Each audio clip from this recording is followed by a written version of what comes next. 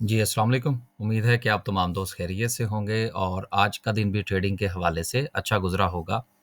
एक और अच्छा दिन मार्केट के लिए मार्केट जो है वो जैसे-जैसे अपनी सपोर्ट पर जाती है मार्केट में हमें एक नई बाइंग जो है वो देखने को मिलती है। ये होता है जिस वक़्त लेवल्स पर लोग काम कर रहे होते हैं, जिस तरह से कि इन दिनों हमारी भी पूरी कोशिश है कि जब भी कोई शेयर खरीदा जाए उसमें कोशिश ये की जाए कि इंडेक्स और शेयर जो हैं वो रफ़ली अगर हमें किसी सपोर्ट पर मिल रहे हों तो वहाँ पर ज़रूर रिस्क लेना चाहिए।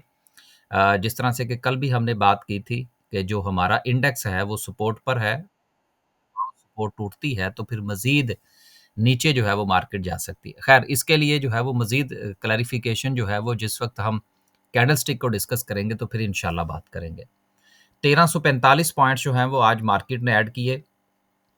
सुबह के वक़्त मार्केट जो थी वो एज़ इट इज़ थी, लेकिन उसके बाद लकी सीमेंट में हमें मज़ीद जिस वक़्त जो है वो बेहतरी देखने को मिली, तो फिर उसके बाद ऑयल एंड गैस के अंदर अच्छी रिकवरी जो है वो हमें देखने को मिली। अब यहाँ पर सिर्फ़ एक बात ऐड करता चलूँ कि ऑयल एंड गैस के अंदर जो रिकवरी थी वो एकदम से क्यों आई?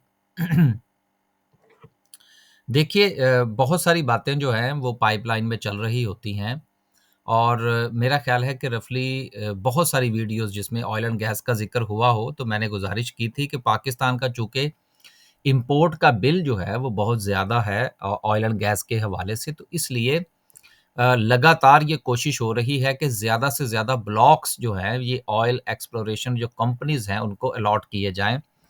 तो लास्ट लास्ट ईयर में भी बहुत सारे जो ब्लॉक्स थे वो दिए गए एक्सप्लोरेशन के लिए, अब मज़ीद दिए गए हैं। तो ज़ाहिर-सी बात है कि जिस वक़्त वहाँ पर ड्रिलिंग होगी और वहाँ से जो हमारे बहरहाल मुल्क के अंदर जो सक्सेस की रेशियो है वो बहुत ज़्यादा है। इसलिए उम्मीद ये की जा रही है कि ऑयल एंड गैस में जो है वो मज़ीद बेहतरी आ सकती है। तो इस वजह से हमें थोड़े से वॉल्यूम्स जो हैं वो जनरेट होते हुए नज़र आए। बहरहाल हमने तो पोज़ीशन बना रखी थी पीपीएल में भी और ओजीडीसी में भी। तो आगे चल के इंशाल्लाह मज़ीद बात करेंगे। 1345 पॉइंट्स आज मार्केट ने ऐड किए। सर्किट ब्रेकर की बात करें, तो आज माशाल्लाह से 10 कंपनीज़ जो हैं वो हमें अपर कैप में नज़र आ रही हैं, जिसमें आईटी भी है, जिसमें फार्मा भी है, इसके अलावा फूड भी है। तो मिला-जुला सा रुझान है कि मार्केट में जो वॉल्यूम है वो घूम रहा है मुख्तलिफ सेक्टर्स के। लोअर कैप की बात करें तो लोअर कैप में कोई काबिल ज़िक्र कंपनी नहीं है। ओवरऑल सेक्टर की बात करें, किस सेक्टर ने क्या परफ़ॉर्मेंस दिखाई, तो अगेन सीमेंट सेक्टर, उसके साथ commercial banks, oil and gas, तीनों जो है ये अपना परफ़ॉर्मेंस दिखाते हुए नज़र आए। उसके बाद फर्टिलाइज़र ने थोड़े से पॉइंट्स डाले, फिर इन्वेस्टमेंट बैंक्स ने, ऑटोमोबाइल्स ने एंड देन उसके बाद जो है वो तमाम सेक्टर्स जो है वो हमें फ़ॉलो करते हुए नज़र आ रहे हैं। अब यहाँ पर मैं थोड़ी-सी बात ऐड कर दूँ। अब जैसे ही मार्केट ने 1500 पॉइंट्स जो हैं वो ऐड किए हैं, तो साथ ही आप देखिएगा कि बहुत सारे नए लोग जो हैं वो मार्केट में कूदने की कोशिश करेंगे।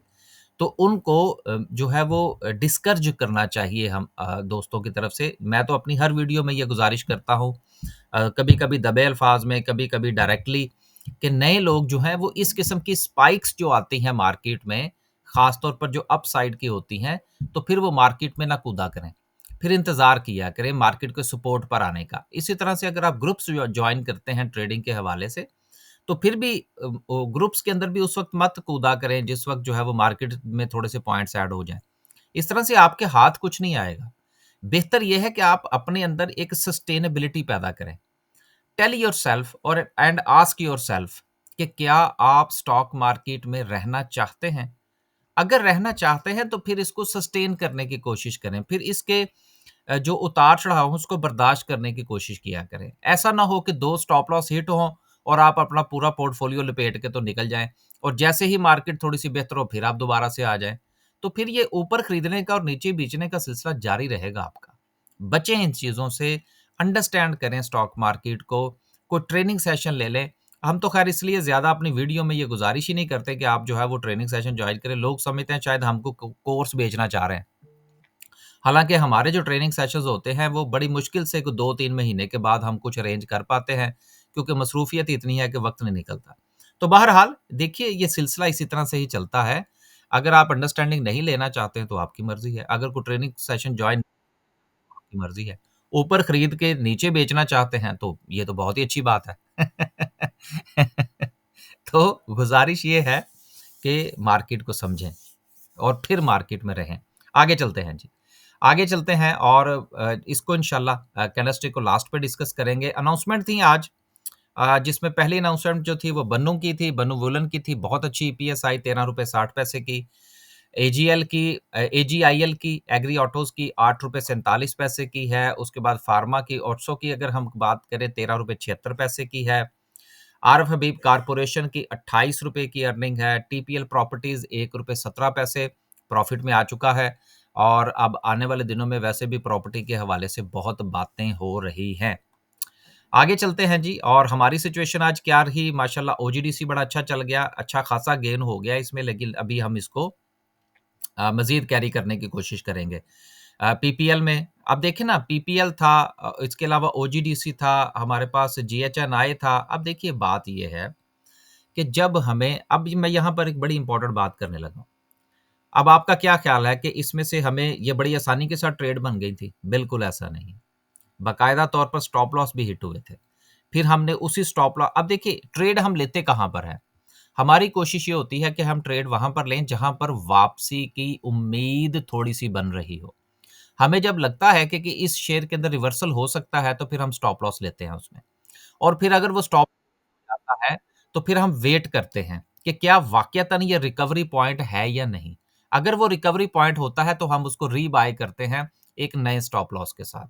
इसी का नाम ट्रेडिंग है। मेरी तो ख्वाहिश है, बल्कि मैं चाहूँगा भी यही, कि दोस्त अहबाब जो मेरे ग्रुप के अंदर काम करते हैं, जो मेरे साथ काम करते हैं, वो बेहतर ये है कि दूसरे ग्रुप्स में काम करके फिर हमारे पास आएँ या हमारा ग्रुप छोड़ के दूसरे ग्रुप्स में जाएँ।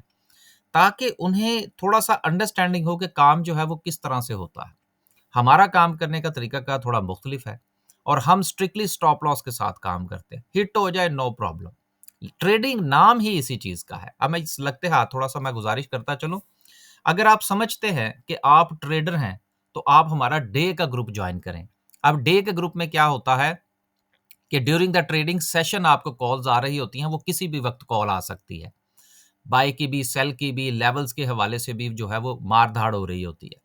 अगर आप समझते हैं कि आप स्विंग ट्रेडर हैं, आप स्लो ट्रेडर हैं या आप काइंड ऑफ इन्वेस्टर हैं या अपने आप को आप इन्वेस्टर समझते हैं लेकिन ट्रेडिंग भी करना चाहते हैं, तो फिर आप स्विंग का ग्रुप जॉइन करें। स्विंग के ग्रुप में क्या होता है कि एक तो हमारी तरफ से रोज़ाना कॉल्स नहीं होती। दूसरी चीज़ ये है कि वो कॉल्स जो है ये 3 टू 6 वीक्स, 8 वीक्स के लिए होती हैं। तीसरी बात ये है कि वो कॉल्स जो हैं वो मार्केट की क्लोजिंग के बाद दी जाती हैं। तो फिर उसमें आपके पास काफ़ी टाइम होता है।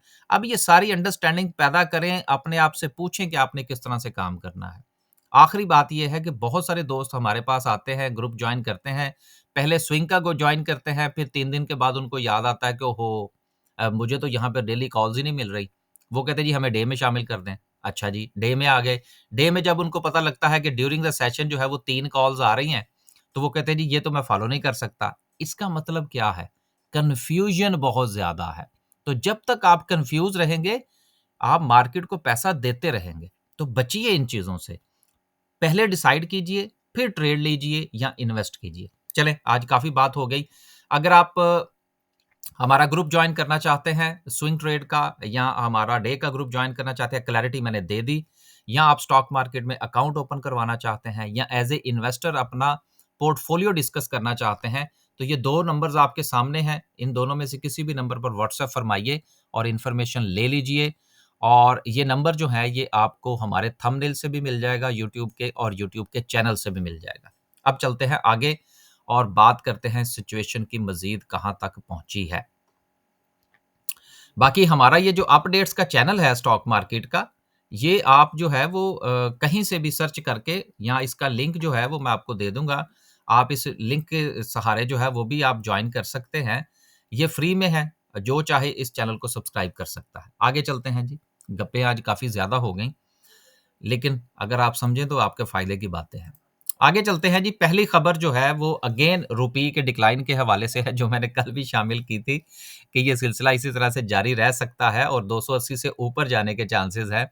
बेसिकली जो हर बार ऐसा होता है कि डॉलर के ऊपर जो है वो प्रेशर आता है, रुपये नीचे जाता है क्योंकि हमने नई कैलकुलेशन के मुताबिक बजट तैयार करना होता है। तो अब वो सिलसिला अगेन कंटिन्यू है। अब इसमें से 2-4 रुपए और ऐड हो सकते हैं, लेकिन ये मैं ज़्यादा बात इसलिए इसके ऊपर नहीं करता कि ये स्पेकुलेशन की तरफ ना चला जाए। लोग दोबारा से जो है वो हमारी वीडियो देख के डॉलर्स इकट्ठे करने ना शुरू कर दें। हालाँकि हमें तो काफ़ी दिनों से पता है, लेकिन मैंने किसी के साथ शेयर नहीं किया, सिर्फ़ 1-2 दोस्त हैं जिनके साथ गुफ्तगू होती रहती है और यकीन कीजिए मैंने खुद भी डॉलर्स नहीं खरीदे। ये ये बिल्कुल जो है वो मैं आपको दुरुस्त बात बता रहा हूँ। आगे चलते हैं जी। अगली खबर जो है वो ट्रिपल जीएल के हवाले से है, जिसकी फर्नेस जो है वो क्लोज़ हुई है 15 मई के लिए। काफ़ी लंबा अरसा है, 3 महीने रफ़ली जो है वो ये फर्नेस क्लोज़ रहेगी। ऑपरेशन जो है ये मई की 15 तारीख तक क्लोज़ रहेगा। अ, ल बहुत लंबा अरसा है, इतने अरसे तक फर्नेस जो है वो क्लोज़ नहीं रहा करती। लेकिन बहरहाल आप इस चीज़ के ऊपर ज़रूर ध्यान दीजिएगा कि जब इस किस्म की खबरें आती हैं, क्योंकि कंपनी तो अपनी जगह पर मौजूद है ना। खबर आएगी 3 महीने के लिए कब समझ लीजिए कि फैक्ट्री बंद होने लगी है। शेयर के ऊपर प्रेशर आएगा, शेयर नीचे जाएगा, अपॉर्च्युनिटी बनेगी। You knows better than me. आगे चलते हैं जी। अगली खबर जो है वो पाकिस्तान के करंट अकाउंट के हवाले से है, जिसमें अगेन ट्रेड ट्रेड डेफिसिट जो है वो थोड़ा-सा बड़ा है और ये टर्न रेड हुआ है जनवरी 2025 में। देखिए, ये वक़्ती तौर पर हमें जो बैलेंस ऑफ पेमेंट अच्छा नज़र आ रहा है या आ रहा था बेसिकली, उसके पीछे वजह क्या थी कि हमने ज़बरदस्ती अपनी ट्रेड जो थी, इम्पोर्ट जो थी, उसको कंट्रोल कर रखा था। अब आईएमएफ वाले आए हैं, उन्होंने खाते-शाते चेक किए हैं, थोड़ा-सा हमने रिलीफ दिया है, तो अब मामला थोड़े से टाइट हुए हैं। लेकिन ये मामला इसी तरह से जूँ का त्यों ही चलता रहेगा, जब तक हमारी पॉलिसीज़ में तसलसल नहीं आएगा। तो बहरहाल इतना बड़ा रेड नहीं है कि जिसकी वजह से हमें कोई परेशानी हो, सिलसिले अभी फ़िलहाल जो है वो बिल्कुल ठीक चल रहे हैं। अगली खबर जो कि आखिरी खबर है वो ये है कि सिल्क बैंक के शेयर होल्डर्स ने अप्रूव कर दिया है मर्जर को यूबीएल के साथ। ये बहरहाल एक पुरानी खबर है, दोबारा से फिर आई है। मैं इस किस्म की खबरें इसलिए शामिल करता हूँ ताकि नए लोग जो हमारे चैनल पर आने वाले हैं, वो इस चीज़ को समझ सकें कि बहुत सारी खबरें स्टॉक मार्केट के हवाले से, इकोनॉमी के हवाले से, एक ही खबर होती है जिसको बार-बार चलाया जाता है, बार-बार चलाया जाता है। उसके पीछे 2 वजूहात होती हैं। नंबर 1 कि इनके पास कोई खबर और नहीं होती जो है वो अपनी वेबसाइट का पेट भरने के लिए। नंबर 2 जानबूझकर भी ये काम किया जाता है और बाज़ औक़ात किसी के कहने पर भी किया जाता है। तो इन चीज़ों को ज़रूर अंडरस्टैंड कीजिएगा। हबको और पीएसओ की खबर आपको याद होगा मैंने कितनी मरतबा शामिल की है। सिर्फ़ इसलिए कि आपको बताया जा सके। आखिर में डिस्कस करते हैं जी आज की कैंडल को और कैंडल को डिस्कस करने से पहले मैं जो था वो एक बात करना चाह रहा था आपसे। वीडियो तो बहरहाल आज फिर हमारी काफ़ी लंबी हो गई कि देखिए कोई भी यूट्यूब का चैनल है, चलें मुझे आप उसमें सर-ए-फ़हरिस्त आप शामिल कर लें, उसमें मुझे कोई एतराज़ नहीं होगा। कोई भी बंदा जो टाइम निकाल के यूट्यूब के ऊपर वीडियो बना रहा है ना, सर वो ऐसे ही नहीं बना रहा। उसके पीछे कोई ना कोई माली जो वो क्या कहते हैं जी, मफ़ाद जो है ना वो ज़रूर मौजूद होता है। मसलन मैं वीडियो बनाता हूँ, उसमें मैं जितना चाहे कहता रहूँ जी मैं अवेयरनेस के लिए बना रहा हूँ और मैं जी फलाँ चीज़ के लिए बना रहा हूँ। सर नहीं, पीछे माली मफ़ाद होता है। नंबर 1 यूट्यूब का चैनल चलेगा, वहाँ से पैसे मिलेंगे। नंबर 2 लोग जो हैं वो मेरा ग्रुप जॉइन करेंगे, मुझे फ़ीस देंगे, पर्सनल कंसल्टेशन लेंगे, उसकी फ़ीस देंगे, ट्रेनिंग सेशन जॉइन करेंगे, उसकी फ़ीस देंगे। सर ये ऐसा ही है। अगर आप ये सिर्फ़ आप ये चीज़ समझ लीजिए कि ये जितनी भी दुकानें खुली हुई हैं, अगर वहाँ पर आपको ₹100 के बदले नाप-तोल ठीक मिल रहा है, तो फिर ठीक है। आप ये ना कंसीडर किया करें कि पता नहीं हमारे यूट्यूब के ऊपर आप ना वो क्या कहते हैं कोई बहुत ज़्यादा नेक रूहें तलाश करने ना निकल जाया करें। आज मैंने सोचा चलो अपने आप को भी साथ में रगड़ते हैं और बाकियों को भी। ये बस ये चीज़ आप समझ लें। स्टॉक मार्केट में कारोबार है, हम भी यूट्यूब पर जो बैठे हैं कारोबार करने ही बैठे हुए हैं। हर बंदा कारोबार करने बैठा हुआ है और आप उसको कारोबारी लिहाज़ और प्रोफ़ेशनलिज़्म के पॉइंट ऑफ व्यू से ही जज करने की कोशिश किया करें, कि क्या एक बंदे को आप 5,000 10,000 या ₹500 जो फ़ीस दे रहे हैं, क्या उसके बदले में आपको चीज़ पूरी मिल रही है? So then thumbs up, well बहुत अच्छी बात है। बस इतना सा मामला है और बगैर माली मफ़ाद के यूट्यूब के ऊपर कोई नहीं बैठा हुआ, किसी के पास इतना फ़ालतू टाइम नहीं है कि वो लोगों की आगाही मुहिम के लिए जो है वो वीडियो बनाए या अवेयरनेस के लिए बनाए। ये समझा करें, ये सिर्फ़ एक तरीके होते हैं जी, मैं अवेयरनेस के लिए और फलाँ के लिए। अवेयरनेस कोई नहीं होती, माली मफाद होते हैं। आगे चलते हैं। ये आज मैंने सोचा था, बल्कि काफ़ी पहले भी काफ़ी बातें इस किस्म की होती रहती हैं। दोस्तों के मैसेजेस बहुत ज़्यादा आते हैं ना, तो मैंने कहा चलो इस सबको साथ में जवाब दे देते हैं कि सर ये सारा माली मुफाद होता है। हम भी दुकान खोल के बैठे हुए हैं। देखिए ना, हमने जो है वो पर्सनल कंसल्टेशन भी है, स्टॉक मार्केट में अकाउंट ओपनिंग भी है, हमारा स्विंग का ग्रुप भी है। हमने तो अपनी दुकान पे सारा सौदा रखा हुआ है ना, जो आएगा उसको वो सौदा दे देंगे। कमेंट ज़रूर कीजिएगा कि कैसा लगा आपको? ताकि बातें जो है वो कभी-कभी थोड़ी-सी जो है वो आउट ऑफ द कॉन्टेक्स्ट भी जानी चाहिए। बहरहाल जी, लास्ट पे डिस्कस करते हैं जी आज की कैंडल को। कल जो था वो हमने इस बात की तरफ इशारा किया था कि मार्केट के पास इस वक़्त जो है वो ये वाली सपोर्ट है, जो कि 1,11,750 की है। इसके ऊपर हम नज़र रख के बैठे हुए हैं। मार्केट में अगर आपने ट्रेड लेनी है तो इसके नीचे स्टॉप लॉस रखें और ज़रूर स्टॉप लॉस लें, क्योंकि अगर ये सपोर्ट टूटती है तो फिर मार्केट जो है वो 1,10,000 की सपोर्ट की तरफ जा सकती है। ये कल हमने आपसे गुज़ारिश की थी। अब मार्केट ने जैसे ही ये बॉक्स ब्रेक किया और मार्केट ने यहाँ पर जो स्टे किया है 2 दिन, यानी कि कल का दिन भी मार्केट यहीं घूमती रही, तो हमने कुछ शेयर्स को आइडेंटिफ़ाई कर लिया था, जिसमें पीपीएल था, ओजीडीसी था, इसके साथ जो था वो गेल था, उसके अलावा जीएचएनआई था, कोई 1-2 और शेयर्स भी थे। जब वो चल जाएँगे तो फिर बताएँगे आपको। अब ये रिस्क हमने क्यों लिया? रिस्क के बगैर आप स्टॉक मार्केट में काम नहीं कर सकते। अब देखिए, जैसे ही मार्केट ने ब्रेकआउट दिया है और अपने इस बॉक्स को ब्रेक किया है, तो आपको इन शेयर्स के अंदर एक अच्छा खासा गेन जो है वो देखने को मिला है।